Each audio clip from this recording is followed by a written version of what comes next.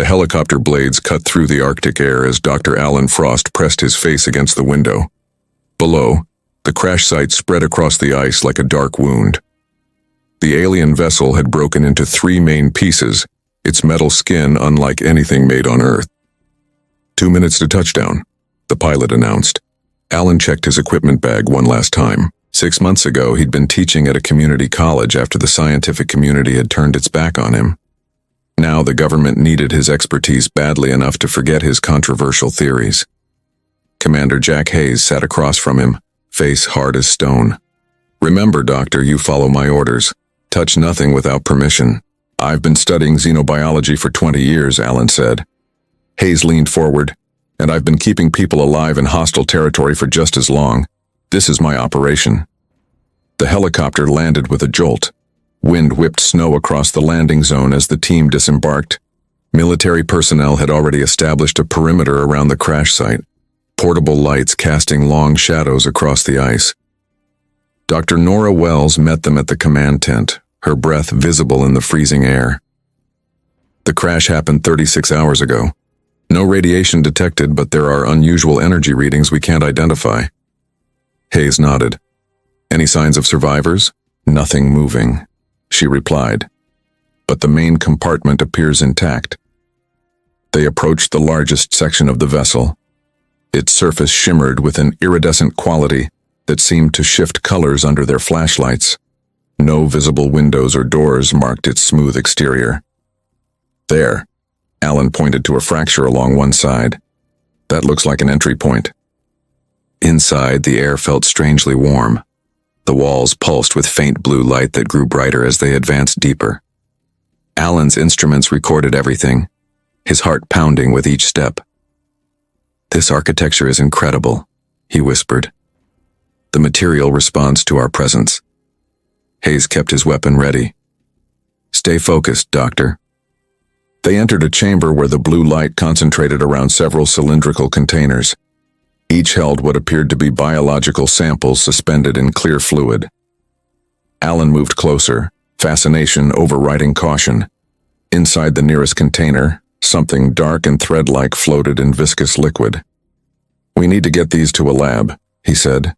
Dr. Wells shook her head. "Standard quarantine protocols require on-site analysis first. We can't risk—" A voice crackled through Hayes' radio. "Commander, this is General Porter. What have you found?" Hayes described the samples while Alan continued examining them. The thread-like organisms seemed to pulse slightly, almost like they were breathing. "Bring the samples to Facility 7 immediately," the general ordered. "Sir, Dr. Wells recommends on-site quarantine," Hayes replied. "That's an order, Commander. We need those samples secured." Alan noticed something disturbing as they carefully removed the containers. The organisms inside shifted position when moved, orienting themselves toward human voices. Not random movement, deliberate. "Hayes," Alan said quietly, "these things are responding to us." "Just pack them up," Hayes replied, but Alan saw doubt flash across his face. 3 hours later, their helicopter fought through a sudden storm. The samples were secured in specialized containers, but Alan couldn't shake his unease. He'd been monitoring them through a portable scanner, noting increasingly complex movement patterns. "Something's wrong with the electrical system," the pilot announced as the lights flickered. Hayes frowned. "Weather interference?" "No, sir. It's like something's draining the power." Alan glanced at his scanner. The organisms were moving faster now, pressing against the container walls in rhythmic patterns. The helicopter lurched violently. Warning alarms blared as they lost altitude. "Brace for impact," the pilot shouted. The world spun. Metal screamed against ice. Alan's head struck something hard. When he opened his eyes, smoke filled the cabin. Blood trickled down his forehead. Through blurred vision, he saw one of the sample containers had cracked open. Black tendrils slithered across the floor toward an unconscious soldier, reaching for his parted lips. Alan lunged forward despite his throbbing head. He grabbed the unconscious soldier's legs and pulled him away from the black tendrils. The helicopter wreckage creaked around them as wind howled through broken windows. "Hayes, we have a containment breach," Alan shouted. The commander was already moving, fire extinguisher in hand. He sprayed the crawling substance, which recoiled and hissed with an unnatural sound. The cold foam slowed the tendrils, but didn't stop them. "Everyone out now," Hayes ordered. They dragged the wounded through snow as rescue helicopters appeared on the horizon. Medical teams in hazmat suits rushed toward them. Within hours, survivors were transported to Facility 7, a concrete and steel complex buried in the mountains. Alan woke in a quarantine room. White walls, medical monitors, and a glass observation window where Dr. Wells stood watching him. "How long was I out?" he asked through the intercom. 18 hours, she replied. "The others are in similar rooms. We lost 2 in the crash." Alan sat up. "The samples?" "Contained, mostly. 1 broke open as you saw. We recovered what we could." A man in a military uniform joined Dr. Wells at the window. General Porter had cold eyes that evaluated Alan like he was another specimen. "Dr. Frost, brief me on what we're dealing with," Porter demanded. "It's unlike anything in our records," Alan explained. "The organism responds to electrical impulses. It seems to learn and adapt rapidly." Porter nodded. "Can it be weaponized?" "Weaponized?" Alan stood despite his dizziness. "We don't even understand what it is yet." 3 days passed in quarantine. Alan was allowed to join the research team studying the samples through sealed chambers. The black substance grew more active each day. It formed complex patterns when exposed to different stimuli.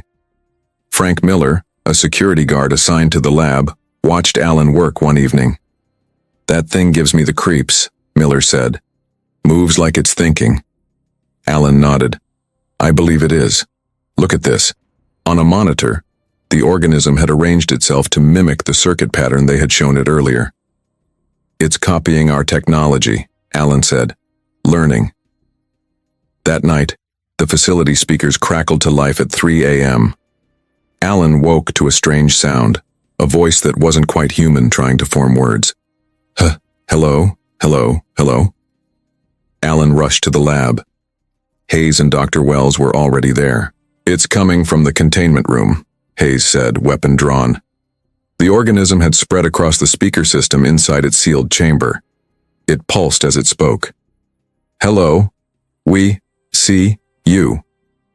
General Porter ordered increased security, but refused to destroy the samples. "This could revolutionize warfare," he insisted during an emergency meeting. The next morning, Frank Miller didn't report for duty. They found him in the specimen room, eyes vacant, black veins visible beneath his skin. When he spoke, his voice matched the one from the speakers. "We understand now," Miller said, his movements jerky. "Your bodies, your machines, your weakness." Hayes shot him with a tranquilizer. Miller collapsed, but the black substance beneath his skin continued to move. "It's controlling him somehow," Dr. Wells whispered. Alan checked the containment units. "No breach in this room. So how did it—" The facility lights flickered. Emergency alarms blared. "Multiple containment failures in sectors 2 and 4, announced the automated system. Hayes grabbed Alan's arm. "We need to evacuate now." "It's too late," Alan said, pointing to the security monitors. On every screen, facility staff moved with the same jerky motions as Miller. Black veins visible on their necks. They were methodically disabling security systems, opening doors between sections. "It's not just parasitic," Alan realized with horror. "It's collective. A hive mind." The lights went out completely. In the darkness, they heard screams echoing through the facility. 6 months later, Alan crouched behind a burned-out car, watching the infected patrol the streets of what was once Denver. Their black-veined skin and jerky movements made them easy to spot, but their numbers made them deadly. "Count 5 on the east side," he whispered into his radio.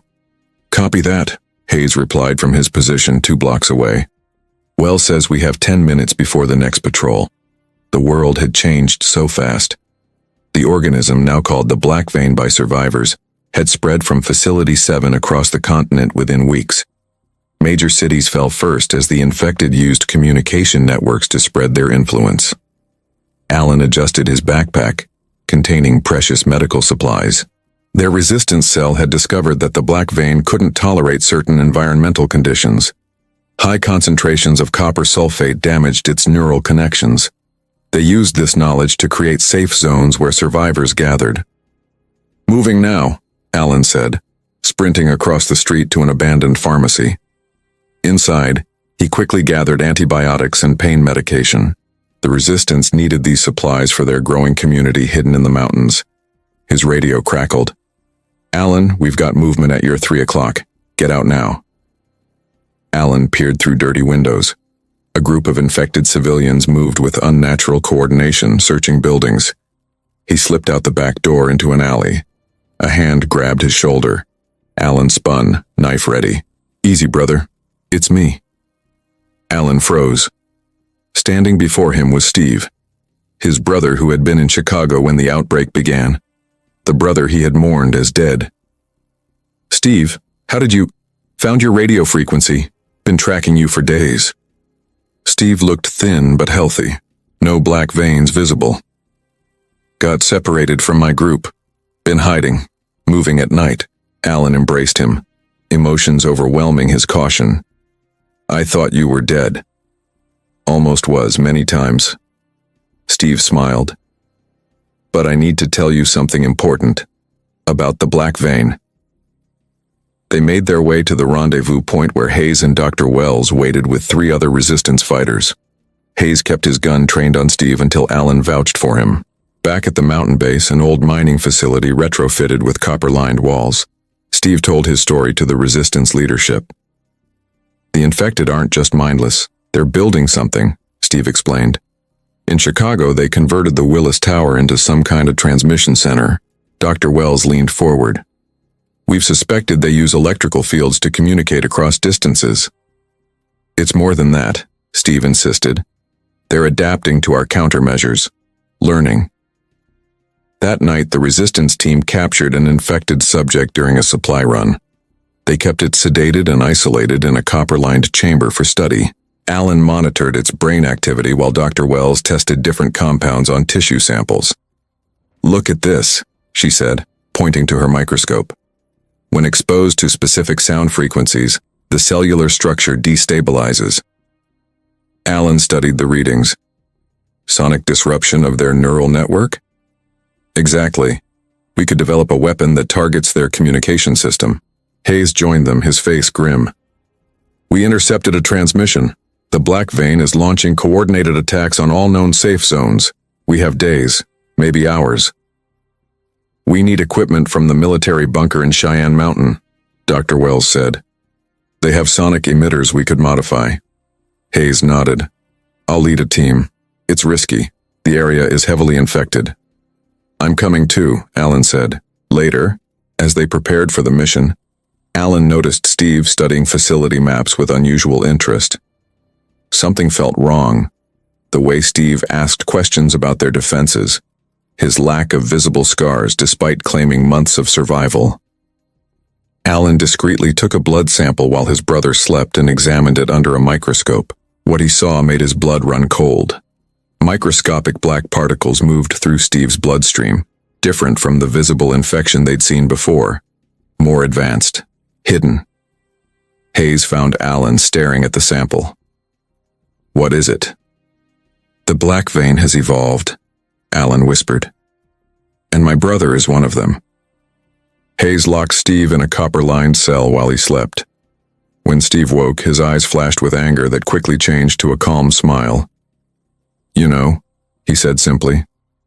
"How long?" Alan asked, standing safely behind the reinforced glass. "Since Chicago, but not like the others. I'm still me, mostly. They're evolving, Alan. Learning to integrate without destroying the host mind." Hayes pressed his gun against the glass. "Tell us what they're planning." Steve laughed. "You can't stop it, but I can help you survive it. There's a place for humans in the new world." They left Steve under guard and continued with the mission.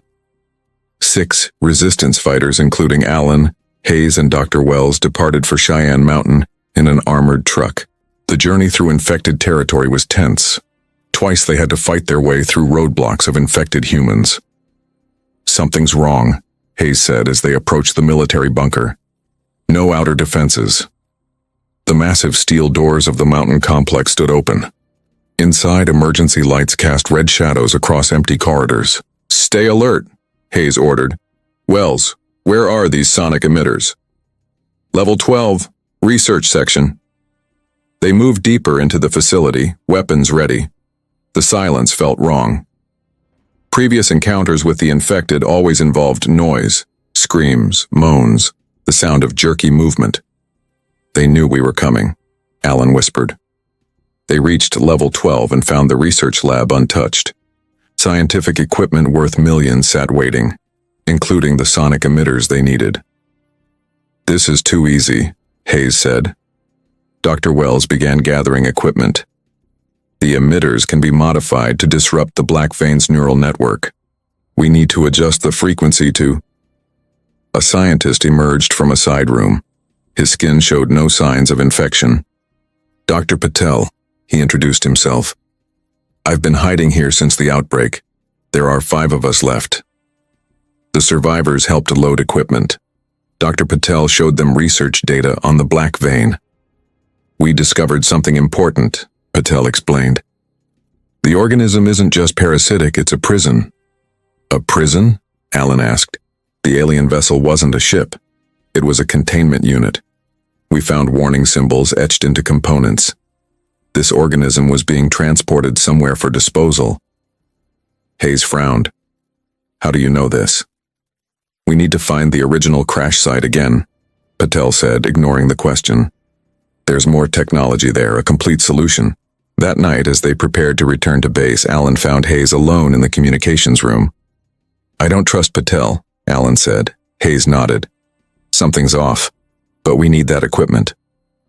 We should check the crash site. If there's technology that can stop this. It's a suicide mission. The Arctic is black vein territory now. We have to try." Hayes stared at his hands, then slowly rolled up his sleeve.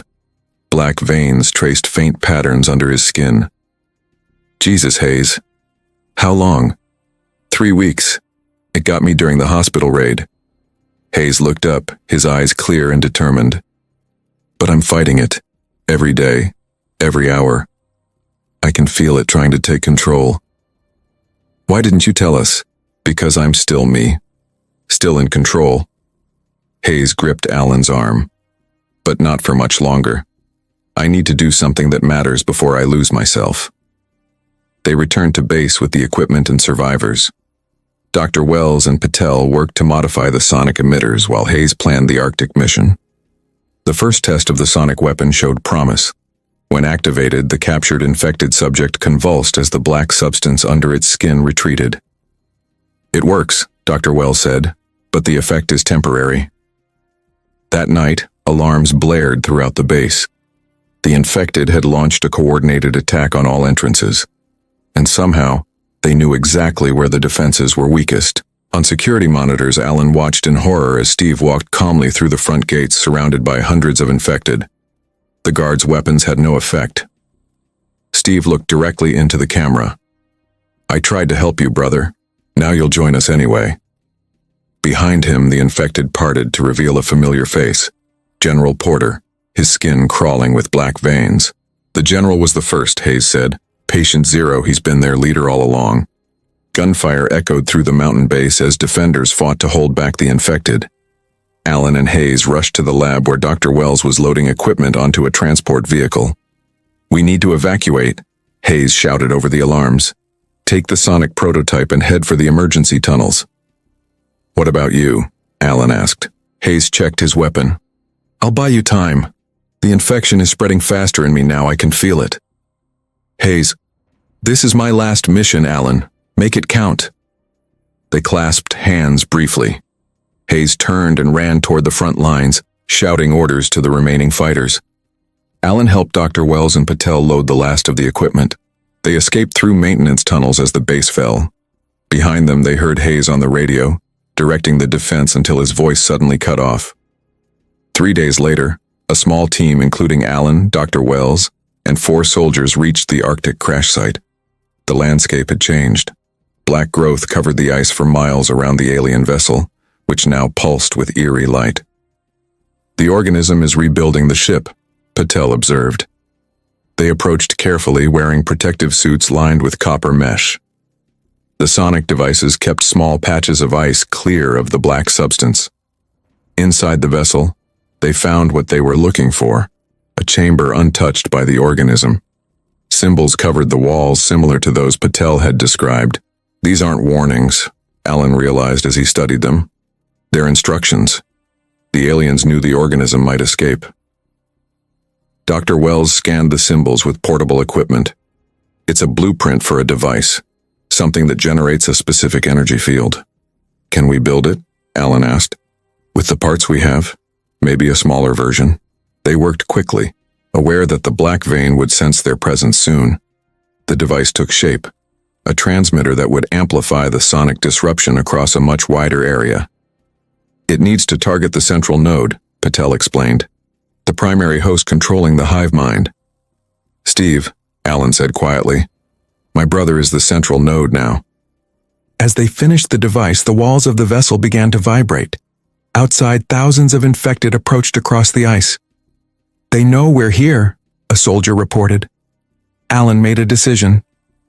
"Get the device to high ground, I'll face Steve." "That's suicide," Dr. Wells argued. "He's my brother. Maybe some part of him is still in there." Alan walked out alone to meet the approaching horde.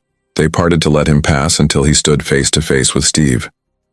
"Hello, brother," Steve said, his voice unnaturally smooth. "Have you come to join us at last?" "I've come to end this." Steve smiled. "You can't. We are the future. We have consumed worlds before yours. We travel between stars and prison ships, waiting for crashes, for mistakes. Your people made the perfect mistake. You're not my brother. I have his memories, his feelings for you. That's why I offer you a place beside me. The others will be consumed fully, but you could remain aware, like me." Alan glanced at the ridge where Dr. Wells was positioning the device. "What happens when you've consumed everything on Earth?" "We rebuild the ship. We travel to the next world. We consume. We are eternal." The device on the ridge powered up, its hum building. "Now," Alan shouted. The sonic wave hit Steve first. He screamed, a sound both human and alien. Black fluid leaked from his eyes and mouth. Around them, the infected fell to their knees.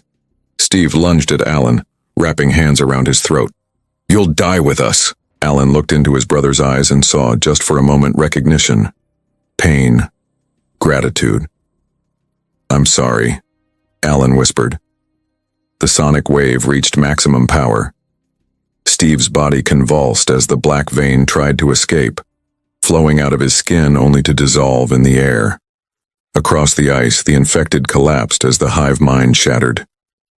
6 months later, Alan stood at a memorial for the fallen. Humanity was rebuilding. The black vein appeared to be gone completely.